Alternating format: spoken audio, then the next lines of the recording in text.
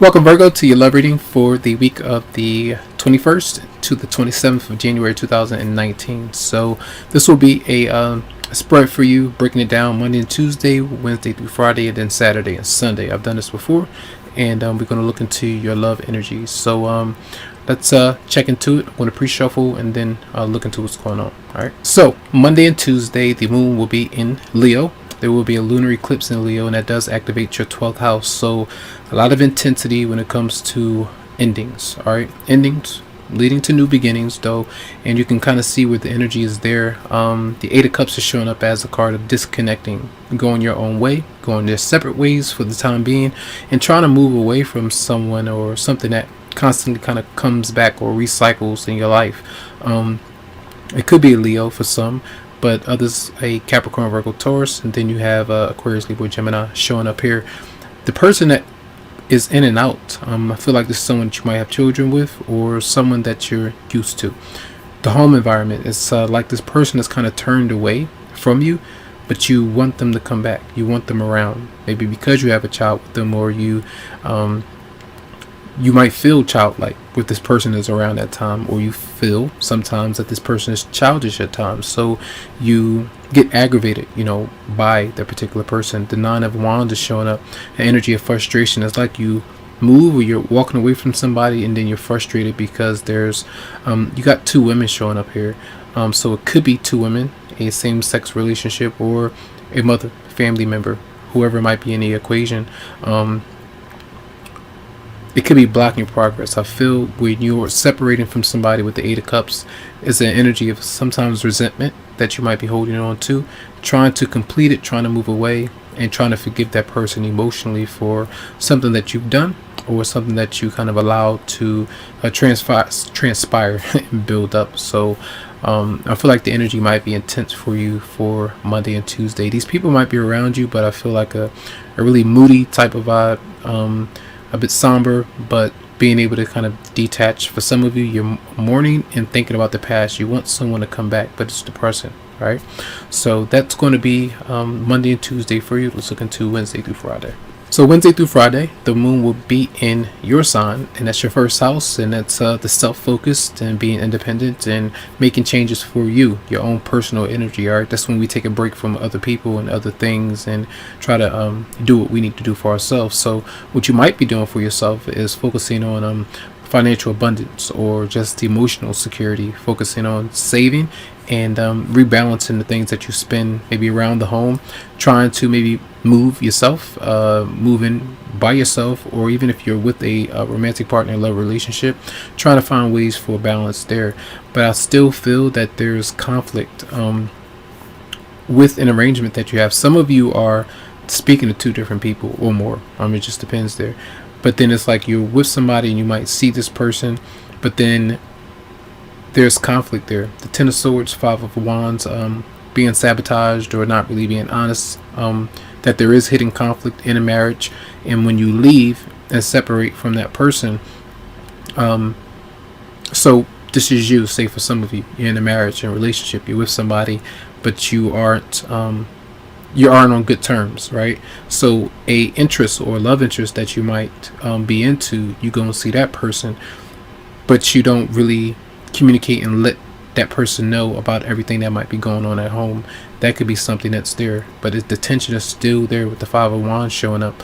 Then you have other people showing up as well.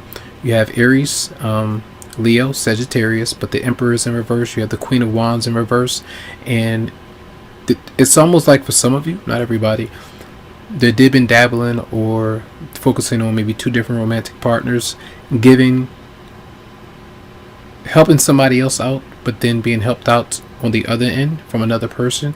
That's how I see something coming through, but knowing that's not healthy because somebody is left in the dark by this. You could be left in the dark by these things going on, which is giving you worries about being caught. But then I see the Nine of Cups being there, like an energy of you. It's almost like liking it. Do you like how this person reacts, or you like not saying that you do, but sometimes people have these strange adrenaline rushes from the intensity of these kind of scenarios, and they stay with it and they stick with it. It's kind of odd, but that's reality. Sometimes people like these things. So maybe dealing with somebody that's really controlling and that knows how to get under your skin and knows what you want.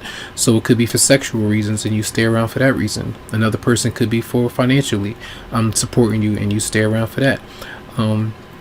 That's how I kind of see it. It's something where you're rotating between two different people, or someone is doing this with you, and I feel like there needs to be a change when it comes to this to see what's going on for some.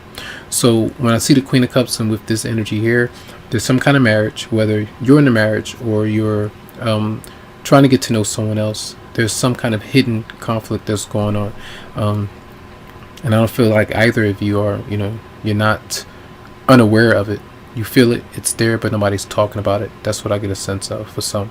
So be careful with these people. They're not in a good energy. All right, so that's going to be for Wednesday through Friday, and then we're going to look into the weekend. So Saturday and Sunday, the moon will be in the Libra, activating your second house of earned income. The things that you might own, possess, and trying to be a bit more generous maybe with those things, generous towards yourself as well and your self-worth. And I feel the very first card that came out was the Knight of Wands in reverse. So it's a fire sign that you might be dealing with. Could be frustrated with them sexually. That person could be frustrated with you. But the intensity of it always reminds me of the Tower. When we get frustrated and we move away from someone, we want to be single. We don't really want to be bothered with that particular person, because someone that you're dealing with, it could be a water sign. You might be reminiscent about that person and wanting them to come back around, and you're not sure about it. You want to date them again. You want to give them a chance. You might feel like that's a soulmate for some of you. But again, that person may have taught you some lessons, because I feel like there's some truth that you know or will kind of start to pinpoint maybe throughout the weekend. Seven of Swords is clearly kind of knowing the truth and reality about somebody, knowing the truth about yourself, where there might be temptation that's going on with you and someone else, but you might still be getting off a heartbreak for some of you, but you're still interacting with someone else in the midst of healing, which is not a good idea. It's almost like you need to do that, heal yourself, focus on ending that relationship, and then being happy. The Nine of Cups, being able to move forward by either being single and having your options open, or being single and then getting to know somebody else with someone else not on your hip or in your energy. That's what I get a sense there.